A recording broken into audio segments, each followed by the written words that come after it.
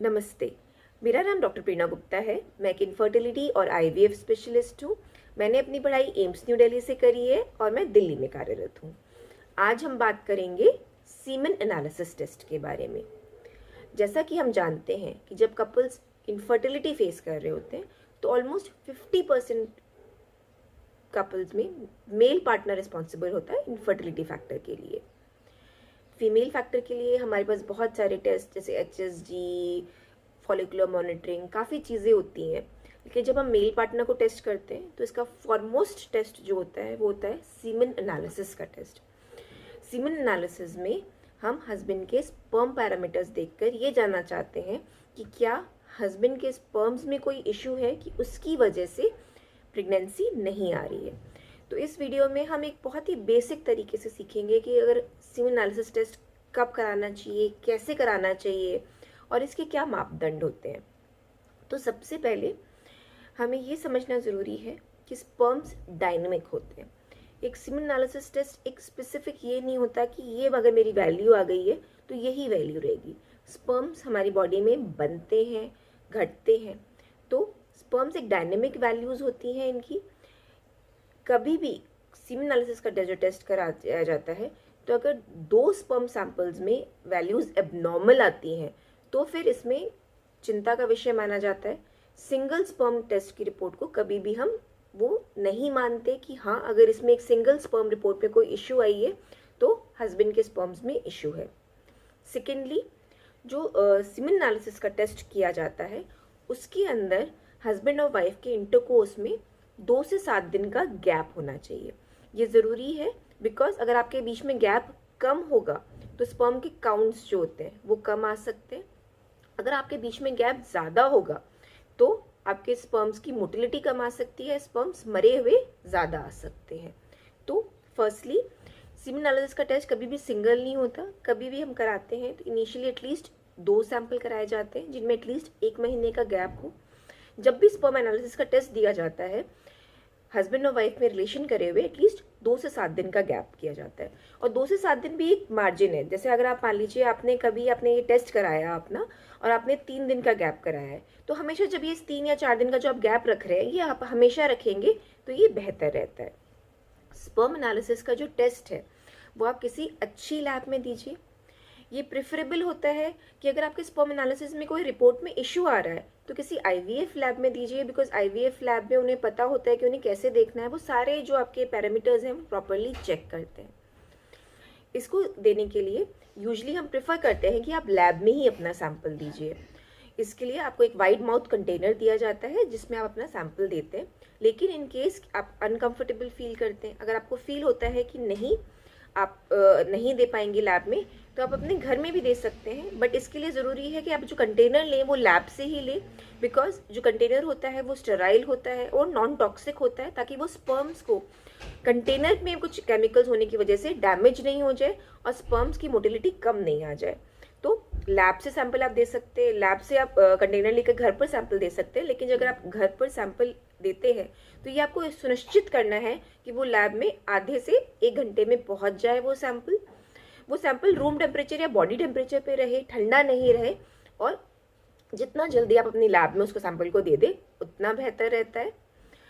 जब भी आप स्पर्म एनालिसिस दे रहे हैं ये ज़रूरी है कि उससे, क्योंकि स्पर्म जो होते हैं वो 90 डेज पहले बन जाते हैं। तो अगर आपको मान लीजिए उन टाइम में कोई बीमार हुए थे, कुछ उस टाइम स्ट्रेस रहा था, कुछ प्रॉब्लम्स रही थी, तो उसका इफेक्ट अपने स्पर्म्स में भी दिख सकता है। तो रीसेंट इलनेस के बाद या रीसेंट कोई ड्रग इनटेक आपने करा हुआ है, कोई बीमारी चली है, एंटीबायोटिक्स चली है, स्टेरॉइड्स चला है, उसके बाद अपना एनालिसिस नहीं कराएं क्योंकि उसकी वजह से ये फॉल्स रिपोर्ट आ सकती है। तो हमने ये पता चल गया कि हमें स्पर्म कर देना कैसे है, कहाँ देना है और कैसे करते हैं। अब स्पर्म की रिपोर्ट का मतलब क्या होता है, स्पर्म की रिपोर्ट में हमें क्या क्या चीज़ें देखनी होती हैं और वो इनका क्या मतलब होता है। तो स्पर्म की रिपोर्ट को टेस्ट करने के लिए WHO ने एक 2010 में अपना गाइडलाइंस दी हुई हैं, जो एक स्ट्रिक्ट गाइडलाइंस है, उन्हीं के अनुसार आपकी रिपोर्टिंग होनी चाहिए। तो ये आप ध्यान रखिए, जो भी लैब आप जहाँ दे रहे हैं वो अच्छी लैब हो, वो WHO 2010 गाइडलाइंस को यूज़ करें, बिकॉज एक यूनिफॉर्म चीज़ हो जाती है वो जो हर जगह वैलिड है, जिसका हर जगह सेम ही रहता है। तो WHO की गाइडलाइंस में उन्होंने बहुत सारी चीज़ें दी हैं। उन्होंने वॉल्यूम ऑफ स्पर्म्स क्या होते हैं, आपका पीएच कितना होना चाहिए, आपकी टोटल स्पर्म काउंट कितना होना चाहिए, जो बट मेनली हम 3 चीज़ें जो देखते हैं वो count, motility and morphology. Count मतलब स्पर्म के नंबर्स कितने हैं, मोटिलिटी मतलब स्पर्म कितनी तेज भाग रहे हैं, और मॉर्फोलॉजी उनकी बनावट कैसी है। सबसे पहले काउंट पे आते हैं। काउंट में जो WHO चीज़ यूज़ करता है वो 2 चीज़ें यूज़ करता है। एक तो टोटल स्पर्म काउंट, कि आपके पूरे स्पर्म सैंपल जो हमारे पास सीमन सैंपल है उसमें कितना टोटल काउंट है, और दूसरा कि आपके कितने स्पर्म्स जो हैं वो पर मिलियन पड़े हैं, पर ml हैं आपके। तो WHO 2010 गाइडलाइंस के हिसाब से टोटल स्पर्म काउंट 39 मिलियन से ज़्यादा होना चाहिए, और आपके पर ml जो स्पर्म्स होने चाहिए वो 15 मिलियन से ज़्यादा होना चाहिए। ये एक गाइडलाइन है, ये ऐसे नहीं बता देता कि अगर आपका स्पर्म्स 15 मिलियन से ऊपर है तो आप फर्टाइल हैं, और 15 मिलियन से नीचे हैं तो ये आप अनफर्टाइल है। इसका मतलब ये होता है कि नॉर्मली फर्टाइल पॉपुलेशन में यूजुअली स्पर्म्स 15 मिलियन से ज़्यादा देखे जाते हैं। ऐसा भी हो सकता है कि किसी के स्पर्म काउंट 12 या 13 है और वो प्रेग्नेंट हो जाए, और किसी पेशेंट के 40 मिलियन हो वो भी प्रेगनेंसी ना अचीव कर पाए। तो ये एक रेफरेंस रेंज है जो ये बता देता है कि हाँ अगर हमारे इससे ऊपर आ रहे तो मोस्ट प्रोबेबली काउंट में इश्यू नहीं है। सेकेंडली जो देखी जाती है वो मोटिलिटी देखी जाती है। मोटिलिटी मतलब आपके स्पर्म्स चल रहे हैं या नहीं चल रहे हैं, बिकॉज जो चलने वाले स्पर्म्स हैं वो ही सर्विक्स क्रॉस करके ऊपर यूट्रस क्रॉस करके ट्यूब्स पे पहुंचते हैं और एग्स को फर्टिलाइज कर पाते हैं। तो तेज भागने वाले स्पर्म्स आपके कितने हैं, तो आपके टोटल मोटाइल स्पर्म्स जो होने चाहिए वो 40% से ज़्यादा होने चाहिए, और उसमें जो तेज़ भागने होने वाले हैं वो 32% से ज़्यादा होने चाहिए। अगर इसमें कम आते हैं तो फिर हो सकता है फर्टिलाइजेशन में प्रॉब्लम हो। इसमें एक और चीज़ होती है वाइटैलिटी, मतलब कितने स्पर्म्स आपके हैं, जिंदा है। क्योंकि कई बार क्या होता है हमारे पास आती है रिपोर्ट नॉन मोटाइल स्पर्म 70-75%, तो हमें नहीं पता कि ये जिंदा स्पर्म्स है या डेड स्पर्म्स है। अगर आपके ये नॉन मोटाइल स्पर्म का वॉल्यूम ज़्यादा आ रहा है तो ये भी हमें बता सकता है कि शायद आपको कोई रिसेंट इलनेस हुई है या फिर कोई टॉक्सिक इंजरी हो रही है स्पर्म्स को, उसकी वजह से ये स्पर्म्स आपके कम आ रहे हैं जो मोटाइल हैं। थर्ड चीज़ होती है मॉर्फोलॉजी, जो मोस्टली लैब्स में नहीं करी जाती है, जो बहुत ही कम लैब, जो अच्छी लैब्स में करी जाती है। मॉर्फोलॉजी एक इंपॉर्टेंट क्राइटेरिया है। मॉर्फोलॉजी आपके स्पर्म्स की बनावट को बताता है। अगर आपके स्पर्म्स की बनावट में प्रॉब्लम है तो उसकी वजह से भी फर्टिलाइजेशन में इशू आ सकता है। नॉर्मली स्पर्म्स यूजुअली एबनॉर्मल होते हैं, मतलब जो WHO क्राइटेरिया उसमें सिर्फ 4% नॉर्मल्स अगर आपके स्पर्म्स हैं तो आपके नॉर्मल मतलब स्पर्म एनालिसिस माना जाएगा। जबकि अगर मैं रिपोर्ट देखती हूँ तो 80% नॉर्मल, 90% नॉर्मल स्पर्म की रिपोर्ट आती है। अगर किसी ने आपके स्पर्म में मॉर्फोलॉजी में लिखा हुआ है कि आपके स्पर्म्स 80% नॉर्मल है तो इट मीन्स उन्होंने मॉर्फोलॉजी करी ही नहीं है। बिकॉज अगर WHO के स्ट्रिक्ट क्राइटेरिया जो क्रूगर क्राइटेरिया है वो यूज़ करे जाते हैं तो यूजुअली स्पर्म्स की मॉर्फोलॉजी सिर्फ 4 से 6% ही नॉर्मल होती है। अगर उससे कम नॉर्मल स्पर्म्स हैं आपके तो फिर मॉर्फोलॉजी की प्रॉब्लम की वजह से भी आपको प्रेगनेंसी होने में इश्यू आ सकता है। तो स्पर्म काउंट अगर कम हो तो इसको हम ओलिगोस्पर्मिया कहते हैं।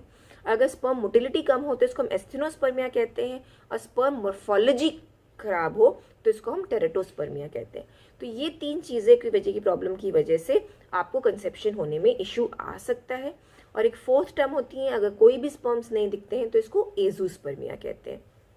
तो ये हमने मोटे मोटे तौर पे डाल लिया कि हमें स्पर्म की हमारी रिपोर्ट में क्या देखना है। बट इसके अलावा भी कोई और चीज़ें होती हैं। आपने देखा होगा वॉल्यूम लिखी होती है, पीएच लिखा होता है, लिक्विफेक्शन लिखा होता है, विस्कोसिटी लिखी होती है। कभी कभी इन चीज़ों में आपकी खराबी होती है और आपको समझ में नहीं आता कि क्या इनका कोई सिग्निफिकेंस है या नहीं है। तो सबसे पहले वॉल्यूम पे आते हैं। वॉल्यूम का इंपॉर्टेंस इसलिए होता है कि नॉर्मली आपका 1.5 ml से स्पर्म काउंट ज़्यादा होता है अगर आपने वो 2 to 7 days of abstinence maintain करा होता है। लेकिन अगर आपने पूरा सैंपल नहीं दिया, अगर आपने सैंपल आपका थोड़ा सा गिर गया है तो वो उसकी वजह से वॉल्यूम भी कम आ सकती है। और सेकेंडली स्पर्म काउंट में काफ़ी डिक्लाइन हम देख सकते हैं। रीज़न बीइंग जो आपका इनिशियल जो सैंपल होता है वो स्पर्म रिच होता है, उसमें सबसे नंबर ऑफ स्पर्म ज़्यादा होते हैं। तो अगर वो आपका निकल जाता है तो उसकी वजह से हमारे रिजल्ट्स में प्रॉब्लम आ सकती है। तो ज़रूरी है जब भी आप स्पर्म एनालिसिस अपना सैंपल दें, पूरा सैंपल दें। उसके बाद हमारा सेकेंड आता है लिक्विफेक्शन एंड विस्कोसिटी। कई बार अगर लिक्विफेक्शन मोर देन 60 मिनट्स की 60 मिनट में भी आपका स्पर्म सैंपल पतला नहीं हुआ है, तो ये हमें बता सकता है कि शायद आपके प्रोस्टेट जो ग्लैंड्स हैं, जहाँ पर, क्योंकि स्पर्म जो होता है उसमें काफ़ी हमारे और मेल ऑर्गन्स के सिक्रीशंस होते हैं, जैसे प्रोस्टेट एंड सेमिनल वेसिकल्स के। तो अगर आपके प्रोस्टेट ग्लैंड्स के जो हार्मोन्स हैं, वो एंजाइम्स हैं, वो नहीं आ रहे हैं हमारे स्पर्म में, तो लिक्विफेक्शन में इशू आ सकता है। उसकी वजह से यूजुअली कंसेप्शन में इशू नहीं आता है, लेकिन अगर आपका IUI हो रहा है तो एक अच्छी लैब जो इस चीज़ को ट्रीट कर पाए, ये ज़रूरी होता है। एक विस्कोसिटी अगर आपकी हाई है तो ये भी हमें कई बार बता सकती है कि आपकी दिनचर्या ठीक नहीं है, आप शायद अच्छे फ्रूट्स एंड वेजिटेबल्स नहीं खा रहे हैं, आप थोड़ा सा स्ट्रेसफुल लाइफ जी रहे हैं, या फिर इन्फेक्शन भी हो सकता है। कई बार हमारे पस सेल्स ज़्यादा आते हैं, तो अगर आपके अगर पस सेल्स ज़्यादा आ रहे हैं तो ये भी हमें बता सकता है कि इन्फेक्शन है, हमें सीमेन कल्चर कराने की ज़रूरत है, बिकॉज उसकी वजह से भी आपकी प्रेगनेंसी रेट्स में प्रॉब्लम आ सकती है। तो एक सीमेन एनालिसिस की एक छोटी सी रिपोर्ट हमें काफ़ी इन्फॉर्मेशन दे सकती है, हमें काफ़ी आगे का ट्रीटमेंट बता सकती है। तो ज़रूरी है कि आप ये अच्छे से कराइए। अगर एक बार आपका रिपोर्ट सही नहीं आता है तो रिपीट इसको ज़रूर कराइए, बिकॉज एक सिंगल एनालिसिस आपके सारे ट्रीटमेंट को गाइडलाइन नहीं कर सकता है। एक प्रॉपर लैब में कराइए, प्रॉपर तरीके से कराइए। होपफुली आपको ये इन्फॉर्मेशन इन्फॉर्मेटिव लगी होगी, आपने कुछ नया ही जाना होगा। अगर आपको इसके बारे में कोई सवाल है तो ज़रूर हमें फ़ोन या ईमेल करिए। धन्यवाद।